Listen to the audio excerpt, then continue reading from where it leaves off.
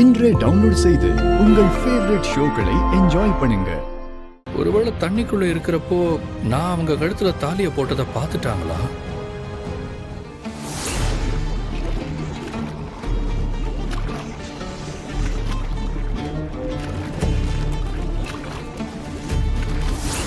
பாரதி தண்ணிக்குள்ள கண்ணை மூடிட்டு தான் இருந்தாங்க.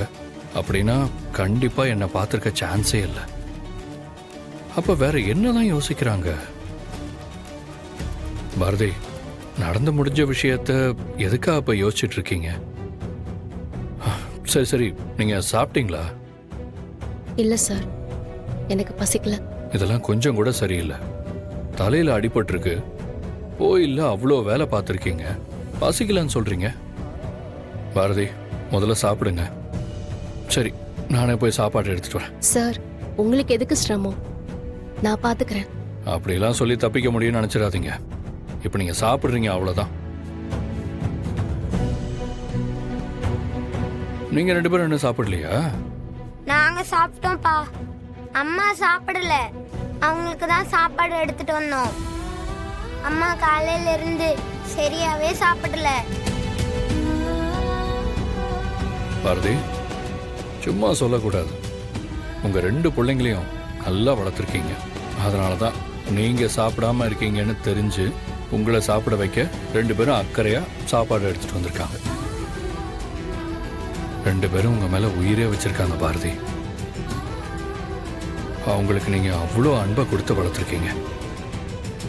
அதனாலதான் அவங்களும் இவ்வளோ அன்போட இருக்காங்க. சரி சரி, சாப்பிடுங்க. குடுமா. நாங்க சாப்பிடுங்க. என்னாச்சு? ஒன்னும் இல்ல சார். இங்க பாருங்க பாரதி, உங்ககிட்ட எல்லா விஷயத்தையும் ரெண்டு தடவை கேட்டுட்டு இருக்க முடியாது. இப்போ உங்களுக்கு கையில பெயின் இருக்கு. என்ன நடந்துச்சு? சார், திருட என் கழுத்துல இருந்து செயினை புடுங்கிட்டு போனப்போ தடுமாறி கீழே விழுந்துட்டேன். அப்பதான் கையில அடிபட்டுச்சு. அதுக்கப்புறம் தேங்காய் உடைக்கும் போது இழுத்து அடிச்சு உடைச்சதுல அடிப்பட்ட கையில மறுபடியும் ஸ்ட்ரெயின் அதிகமாயிடுச்சு. வீக்கம் இருக்கு. அதனாலதான் இப்போ கைய தூக்க முடியாம வலிக்குது சார். சரியாயிடும். சரி, ஓகே. அப்படின்னா நான் உங்களுக்கு சாப்பாடு ஊட்டி விடுறேன்.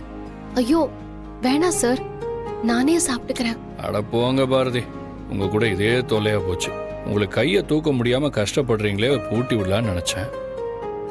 நீங்க என்னடானா பதறிட்டு வேண்டாம் வேண்டான்னு சொல்றீங்க.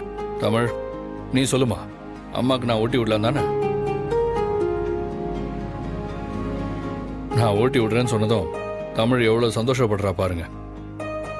பேஷண்ட்டுக்கு ஹெல்ப் பண்ண வர கேர்டேக்கரா என்ன நினைச்சுக்கோங்க. என்ன தமிழ், ஓகே தானே?